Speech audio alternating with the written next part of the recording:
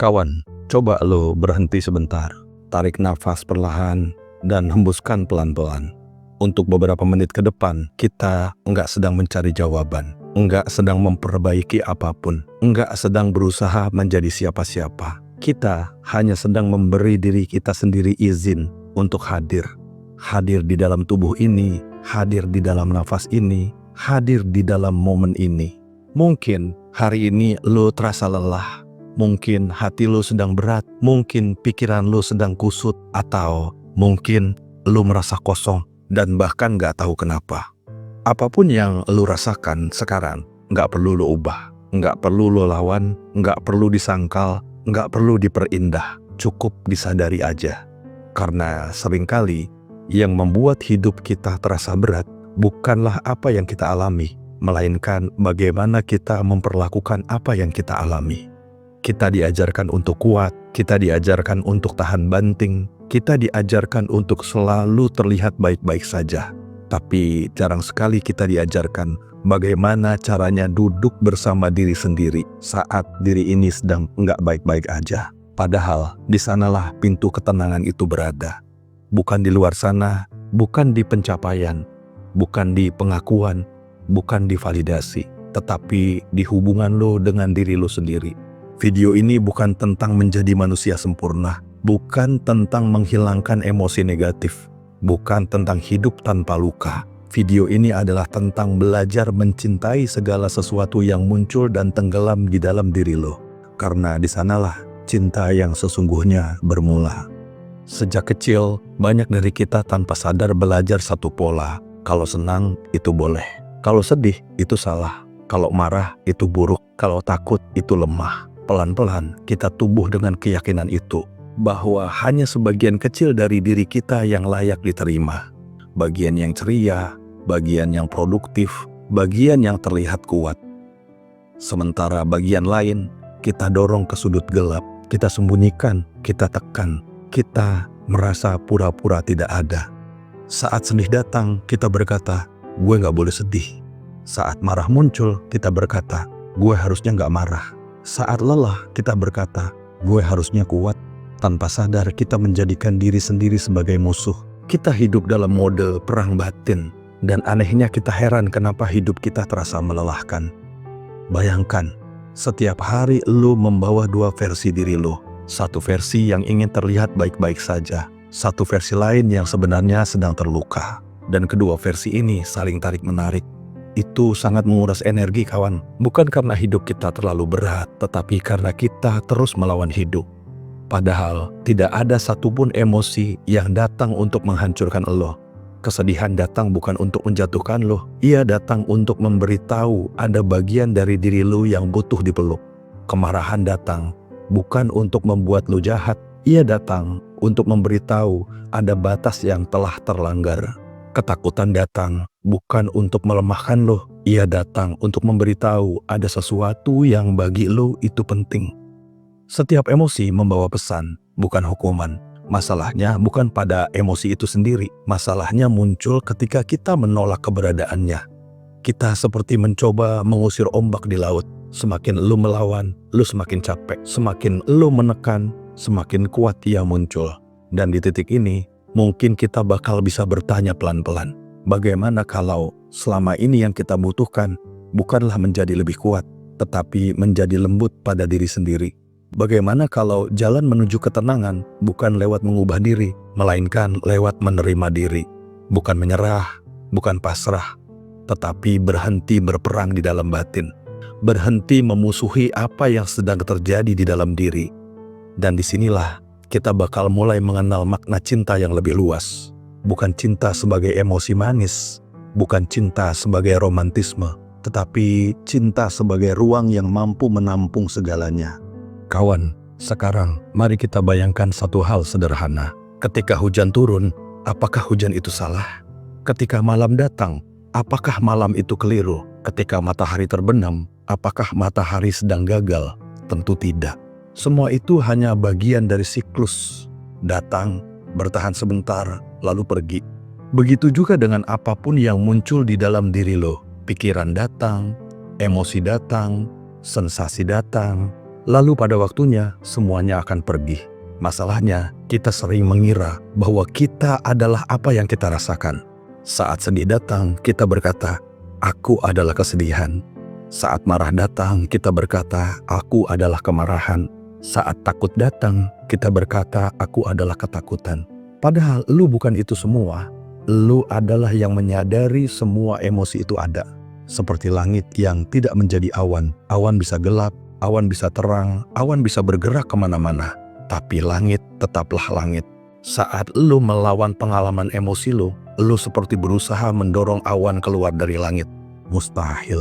Yang bisa lu lakukan hanyalah memberi ruang buat awan-awan itu. Dan uniknya, ketika lu memberi ruang, awan bergerak dengan sendirinya. Inilah perbedaan besar antara melawan dan memeluk.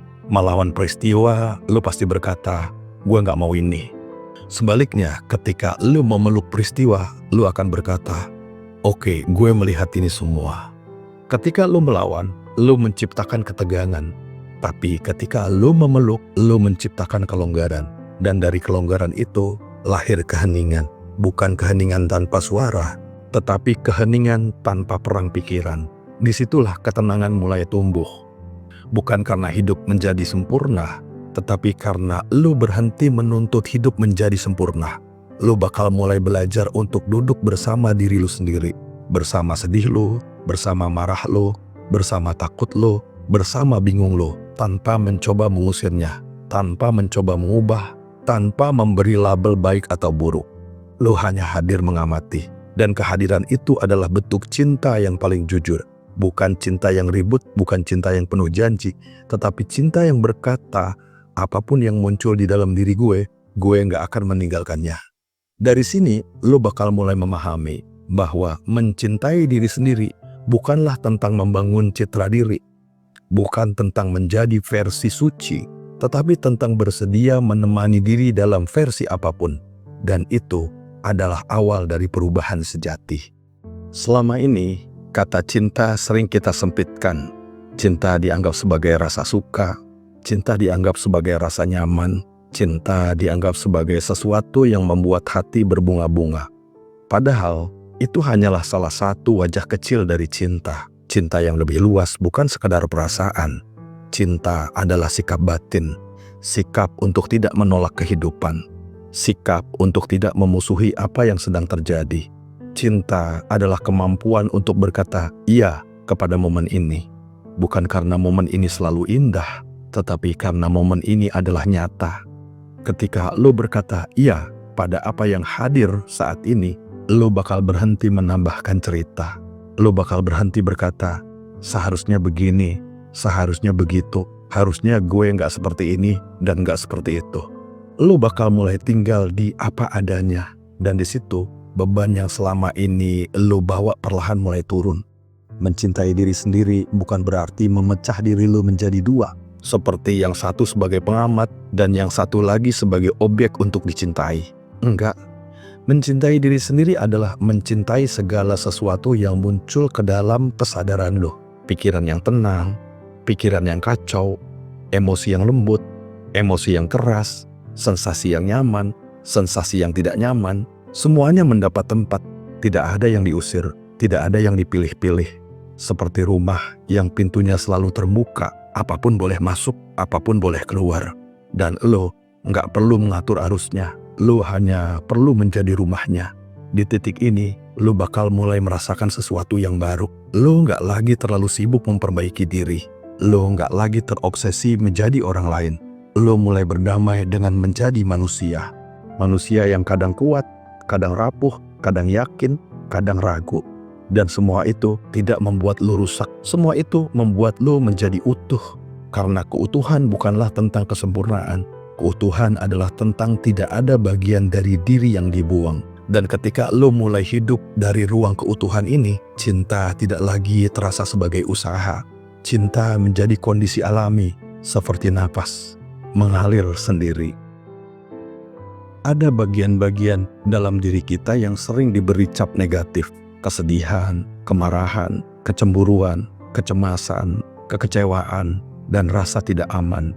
Kita terbiasa menyebutnya sebagai emosi buruk, Seakan-akan kalau emosi ini muncul, berarti ada yang salah dengan diri kita. Padahal emosi-emosi ini tidak pernah datang sebagai musuh. Mereka datang sebagai tamu, dan setiap tamu membawa pesan. Kesedihan mungkin berkata, ada sesuatu yang penting buat lo yang sedang terluka. Kemarahan mungkin berkata, ada batas yang perlu lo jaga. Kekecewaan mungkin berkata, ada harapan yang belum terpenuhi. Rasa tidak aman mungkin berkata, ada bagian diri lo yang butuh perhatian. Masalahnya muncul ketika kita menutup pintu terhadap rasa-rasa itu. Kita mencoba mengusirnya. Kita berkata, pergi, gue nggak mau ngerasain ini. Tapi emosi nggak bekerja seperti itu, kawan. Semakin lu menolak, semakin keras mereka mengetok batin lu. Bukan karena mereka jahat, tapi karena mereka minta didengar. Sekarang, bayangin pendekatan yang berbeda yuk. Saat emosi berat muncul, alih-alih berkata, kenapa gue gini? Lo coba berkata, oke, gue ngeliat emosi ini. Bukan untuk membenarkan perilaku yang merugikan, bukan untuk larut di dalamnya, tetapi untuk mengakui keberadaannya. Seperti lu memeluk anak kecil yang sedang nangis, pasti lu gak berkata dan membentak, enggak kan? Lu paling berkata, gue ada di sini, dan seringkali itu udah cukup. Jadi ketika emosi merasa diterima, mereka tidak perlu berteriak lagi. Mereka mulai melembut, mereka mulai bergerak, mereka mulai pergi, bukan karena dipaksa, tapi karena selesai menyampaikan pesannya. Inilah makna mencintai emosi gelap, bukan menjadikannya raja, bukan menyingkirkannya, tetapi memberinya ruang sebagaimana adanya. Dan dari ruang itu, lu bakal belajar satu hal penting. Nggak ada bagian diri lu yang perlu dibenci. Nggak ada bagian diri lu yang perlu dihapus. Semua bagian dari diri lu sedang berusaha melindungi lu dengan caranya masing-masing. Ketika lu mulai melihat diri dari sudut pandang ini, lu bakal berhenti menjadi hakim. Lu bakal berubah menjadi sahabat. Dan dari sinilah hubungan lu dengan diri lu sendiri perlahan-lahan harmonis. Jadi selama ini kita mengira masalah hidup hanya datang dari emosi yang menyakitkan. Padahal kadang masalah juga lahir dari hal yang terasa menyenangkan. Kebahagiaan. Saat momen indah datang, kita langsung ingin menahannya, memeluknya erat-erat, dan tidak akan melepaskannya. Sambil berkata di dalam hati, jangan pergi, tolong tetap di sini. Semoga kebahagiaan ini bertahan lama. Tapi tanpa sadar, kita mulai menggenggam itu semua. Dan di saat yang sama, kita mulai ketakut kehilangan. Kebahagiaan yang awalnya ringan, perlahan berubah menjadi beban. Bukan karena kebahagiaannya salah, tapi karena kita menuntutnya untuk tidak berubah. Padahal segala sesuatu di hidup ini bergerak, datang, bertahan sebentar, lalu pergi. Seperti napas masuk dan napas keluar. Kita nggak bisa milih hanya menarik napas masuk doang, tanpa pernah menghembuskannya kan? Begitu juga dengan kebahagiaan. Mencintai kebahagiaan bukan berarti mengikatnya erat-erat. Mencintai kebahagiaan adalah menikmatinya saat ia hadir dan membiarkannya pergi saat waktunya tiba. Tanpa drama, tanpa perlawanan, tanpa cerita berlebihan. Lo bakal tersenyum ketika ia datang. Lo tetap bernafas lega ketika ia pergi. Dan anehnya, ketika lo berhenti menggenggam itu semua, lo bakal justru lebih sering ngerasa cukup. Bukan karena hidup selalu manis, enggak. Tapi karena lo enggak lagi menggantungkan kedamaian pada satu kondisi. Lo mulai menemukan sumber ketenangan di dalam diri lo. Bukan di luar, bukan di situasi, bukan di orang lain. Lo bakal mulai menyadari ada sesuatu di dalam diri lo yang tetap utuh. Baik saat bahagia hadir maupun saat bahagia nggak ada. Dan ketika lo bersentuhan dengan ruang ini, lo bakal mulai melihat diri lo dengan cara yang berbeda. Lo bukan sekadar kumpulan perasaan. Lo bukan sekadar kumpulan cerita. Lo adalah ruang tempat semua itu muncul. Dan dari sinilah kita masuk ke pemahaman yang lebih dalam tentang siapa sebenarnya diri kita. Selama ini, banyak dari kita mengenal diri melalui cerita. Nama gue ini, pekerjaan gue itu, masa lalu gue begini, pengalaman gue begitu. Semua itu benar, tapi tidak sepenuhnya benar. Itu adalah kisah tentang diri lo, bukan diri lo yang sesungguhnya. Nah sekarang, coba perhatikan satu hal sederhana. Ada pikiran yang muncul, ada emosi yang muncul, ada sensasi di tubuh, dan ada sesuatu yang menyadari itu semua. Sesuatu yang tidak berbentuk, tidak bernama, tidak punya cerita. Ia hanya hadir, mengamati semuanya terjadi. Itulah diri lo. Bukan pikiran yang lewat, bukan emosi yang berubah, bukan sensasi yang naik turun. Lo adalah ruang tempat semua itu terjadi. Seperti layar bioskop, di layar bisa muncul film sedih, bisa muncul film bahagia, bisa muncul film kacau, tapi layar tidak pernah menjadi film. Layar tetap layar. Ketika lu mulai mengenali diri sebagai ruang, hidup terasa lebih ringan. Karena lu nggak lagi terlalu melekat pada setiap adegannya. Lu tetap merasakan, lu tetap hidup, tapi lu nggak tenggelam.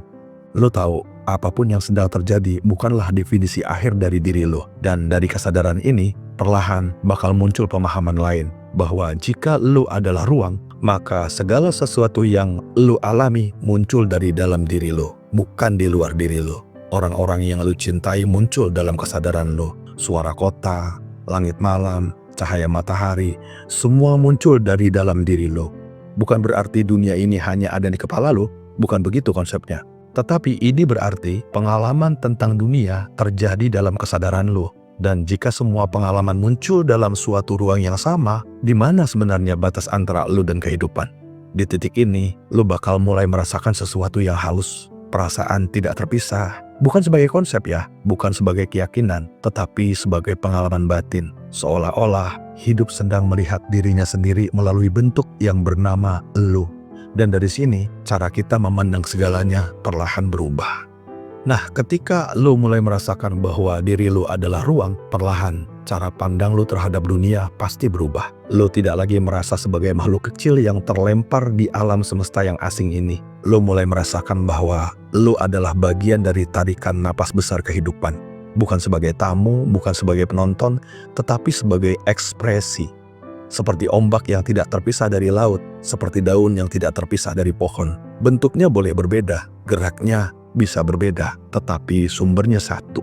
Nah, di titik ini, kalimat gue sendirian perlahan kehilangan makna karena lu mulai merasakan hidup tidak pernah meninggalkan lu. Setiap detak jantung adalah bukti bahwa hidup sedang bekerja di dalam diri lu. Setiap tarikan napas adalah tanda bahwa lu sedang ditopang, bukan oleh kebetulan, bukan oleh nasib buta, tapi oleh kecerdasan kehidupan itu sendiri. Dan ketika lu menyadari bahwa lu tidak terpisah, lu berhenti memusuhi dunia. Lu bakal berhenti memusuhi dunia. Lu bakal berhenti melihat hidup sebagai medan perang. Lu bakal mulai melihat hidup sebagai aliran yang kadang tenang, kadang deras, kadang berbelok, tetapi tetap mengalir. Dan tugas lu bukan mengendalikan arusnya. Tugas lu adalah belajar mengapung di tengah arus, mengikuti, mendengarkan, mempercayai. Bukan berarti pasrah tanpa usaha, tapi bergerak tanpa kebencian, berusaha tanpa kebencian, berjalan tanpa kebencian.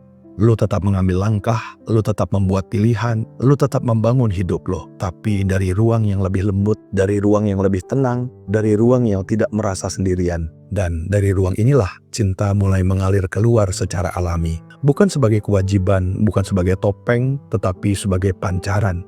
Seperti cahaya yang memancar dari matahari. Ia tidak berusaha menerangi, ia hanya menjadi dirinya.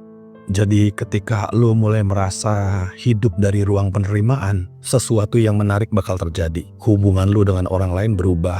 Bukan karena orang lain tiba-tiba sempurna, tapi karena lu tidak lagi menuntut mereka untuk menutup lubang celah di dalam diri lu. Sebelumnya, tanpa sadar, kita sering mencari orang untuk menyelamatkan kita, untuk mengisi kekosongan hidup kita, untuk membuat kita utuh. Dan ketika mereka gagal, kita kecewa, kita marah, kita terluka. Padahal beban itu terlalu besar untuk ditaruh di pundak siapapun. Saat lu mulai merasa utuh bersama diri lu sendiri, lu datang ke hubungan bukan sebagai pengemis cinta, tetapi sebagai pemberi cinta. Bukan karena lu berlebihan, tapi karena lu penuh cinta. Lu tetap bisa mencintai secara dalam, tapi lu nggak hancur saat tidak dicintai kembali dengan cara yang sama. Lu tetap peduli, tetapi lu tidak mengorbankan harga diri lu. Di kehidupan sehari-hari pun dampaknya bakal terasa. Lo nggak lagi terlalu reaktif ketika sesuatu tidak berjalan sesuai rencana. Lo kecewa tetapi tidak tenggelam. Lo sedih tetapi tidak rusak. Lo marah tapi tidak kehilangan arah. Emosi datang, emosi pergi, dan lo tetap di sini, hadir, utuh.